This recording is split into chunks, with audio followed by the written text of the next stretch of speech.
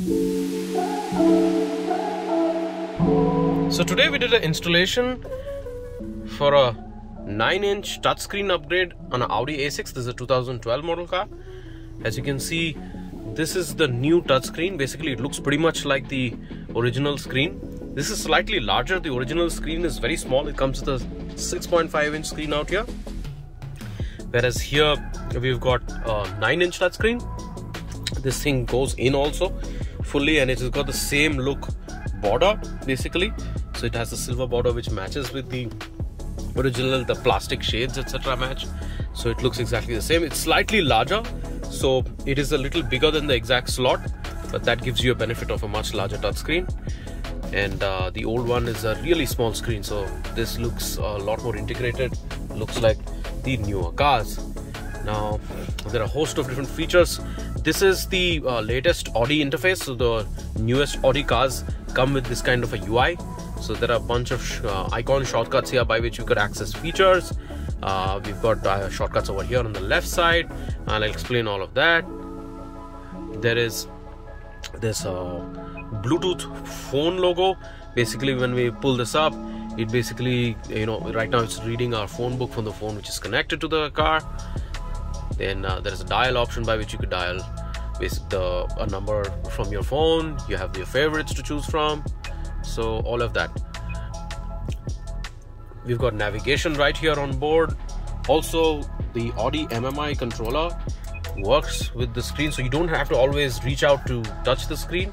You can also comfortably use the Audi MMI controller to control the functions. So I could just rotate and just press down on navigation, and you see it pulls up Google Maps.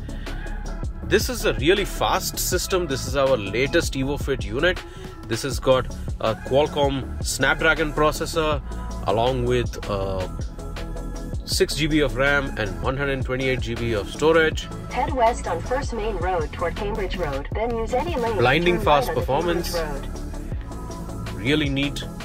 You could hit home and it would still show us the directions on a widget. You can continue to do what we are doing, and then double tap and it just pulls up Google Maps again. We also have the Google Play Store pre-installed, so we could install apps of our choice, pretty much like a mobile device, but this is adapted for the car. So you can install apps of, like more GPS apps, video applications and stuff, like Prime Video if your family is traveling along, and various kinds of functions. We've got YouTube over here. So the YouTube app asks for an update, so we'll go ahead and do that. This is the main menu option, so it pulls up all the apps which are pre-installed, and if further subsequently whatever you install will show up out here.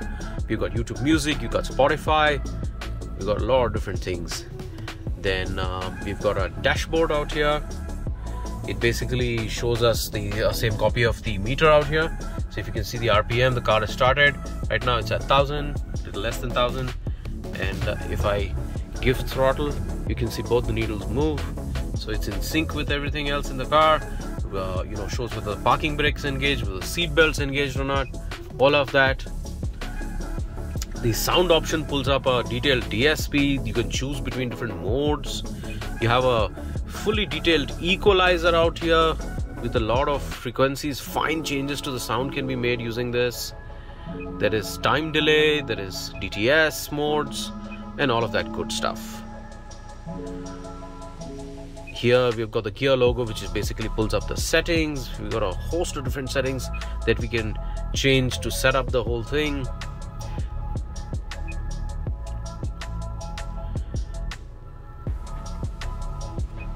This system actually has wireless Apple CarPlay through Z-Link, so I will show that to you now. Once the Apple CarPlay launches, it shows us the user interface out here on screen.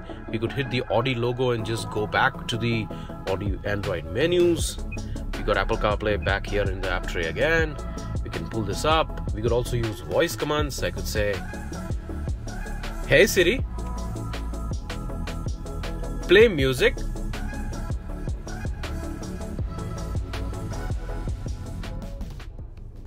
One sec.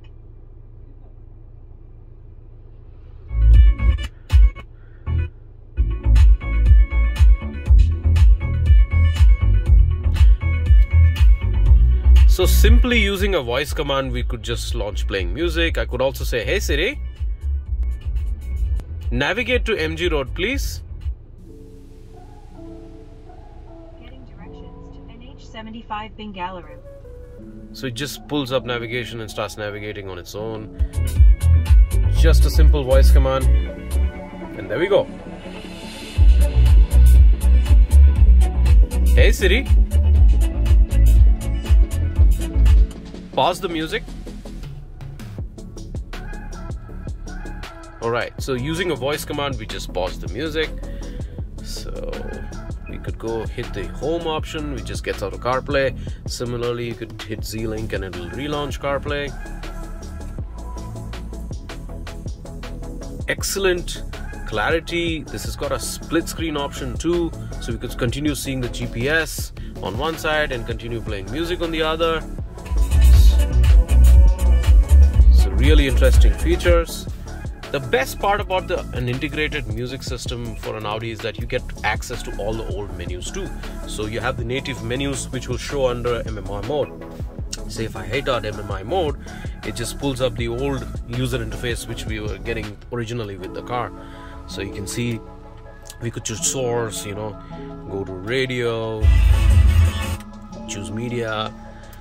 An important thing to note is that the source needs to be an external audio input. Otherwise, the sounds from the new upgrade from the screen will not play. So only when we engage external audio input is when we can hear the sounds originating from the new Android screen. And this is done to keep things integrated yet non-invasive. Because this is a completely plug-and-play solution, we do not do any wire tampering whatsoever to make this thing work. Hence, it has to work through aux, and there is no other option. We've got lossless music formats.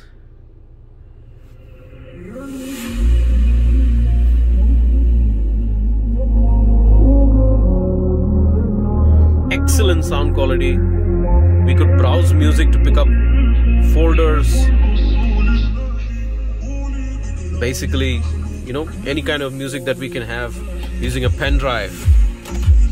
There are two pen drive slots which we have connected there, as well as there's a pen drive connected, so from which we are picking up the songs right now.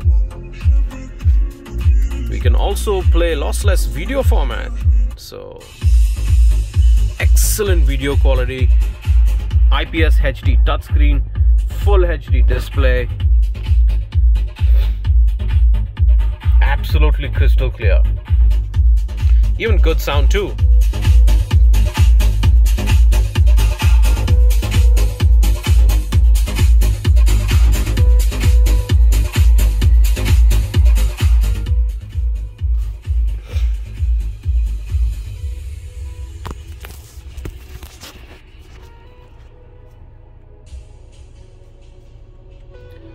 Steering controls continue to work as it is.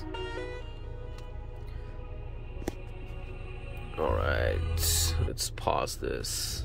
This system has been integrated with a fully HD reverse camera, so I could just engage reverse gear and you can see the view at the back, whatever is behind the car. If I turn the steering, basically it has adaptive guidelines, so it just tells us which way the car is turning, whether it has whether the car is straight or not. It has already picked up the factory sensors. We are parked very close to a wall, that's why it's showing. Also, there are vehicles right now behind the car, so as something comes closer, the sensors just pick it up. Very sensitive, and it has this graphical representation. Looks really cool. And we disengage and it goes back to the same menu. This has got a host of other features. It has got a 3D 360 inbuilt decoder, so we could install a 3D 360 parking with touch control on this. That's the latest feature. And if you'd like to learn more about this system, get in touch with us directly, or you can go to evoretrofits.in. I hope you like this system and you have a nice day.